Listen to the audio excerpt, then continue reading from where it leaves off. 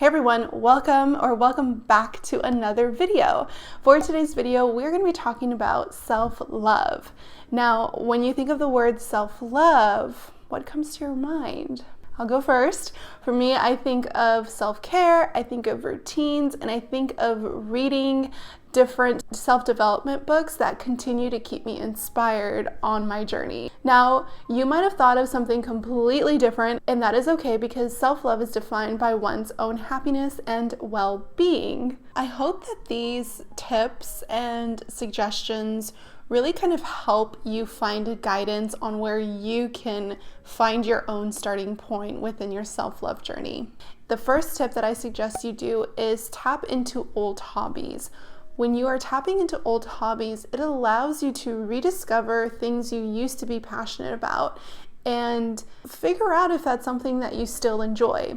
For example, for me, I really loved to read when I was younger. I loved to read love books, and when I tapped into my old hobbies such as reading, I found that I wasn't truly a big fan of love books, but I found that I was super interested in spiritual books and reading about paranormal books and reading a lot about self-discovery books. So I was able to tap into my old hobby, and even though I didn't like or didn't really enjoy the genre as much for romantic books, I went ahead and found a new love for self-development, spiritual, and paranormal books. I think the perfect thing when you tap into old hobbies, it allows you to kind of rediscover something you used to be passionate about at one point. And even if you don't enjoy it, you're able to kind of jump around from there, trying to figure out the scope of this hobby, the scope of this passion. Being curious about yourself is something that you always want to have on your self-love journey. It is something you always want to consider. Now, I feel like this next one used to be very controversial for me, but it's really not anymore. And it could be a little bit scary for some folks, but it's taking time to do things alone. Now, in the past, you would never find me eating alone, but I think it's a really good strategy to kind of desensitize yourself to doing things by yourself, even if it's really, really small. Worst case scenario, you try it and you find out you don't enjoy it, and then you just never do it again.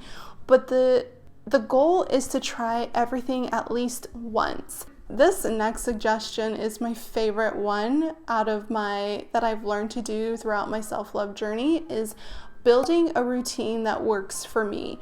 I feel like building a routine, a morning or a nighttime routine, can seem like a pretty obvious one, but you'd be really surprised how a lot of people don't really have a routine. They kind of just get up and they jump right into it, or they get home and they just jump right into the night and they just kind of go to bed.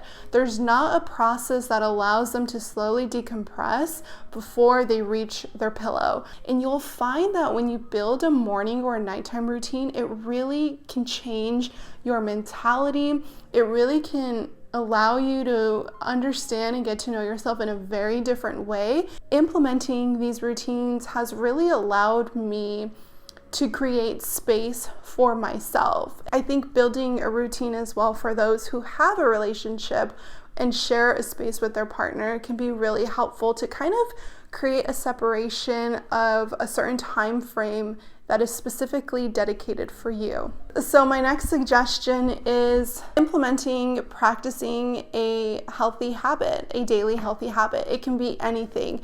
You can start very, very small. It can be very, very minimal, and then you can slowly stack on that habit.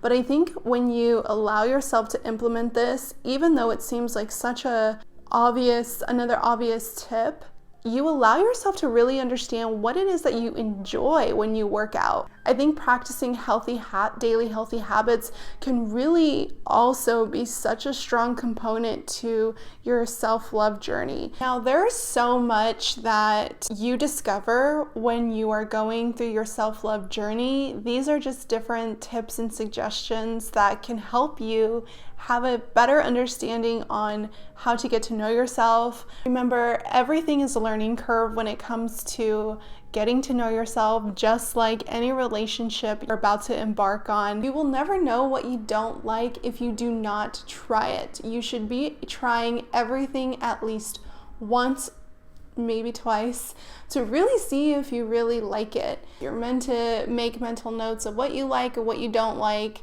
You're meant to try it a different way if it didn't work out the first time. You're meant to test out different things. That is part of the self-love journey. Even these small suggestions that you implement within your life can really make such a big, significant impact. It can allow you to feel more confident in yourself, because once you get to know yourself and you get to know who you are, what you like, what you don't like, what you'll put up with, what you won't put up with, it can really allow you to really be an advocate for yourself of what you expect from someone else, how you expect to be treated by someone else.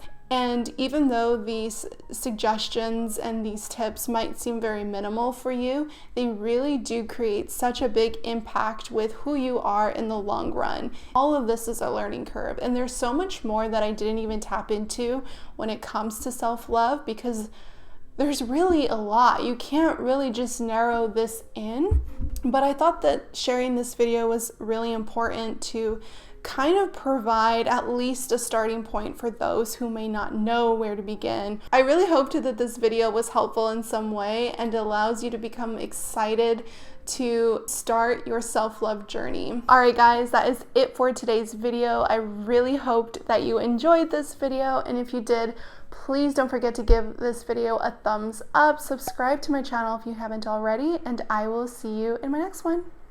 Bye!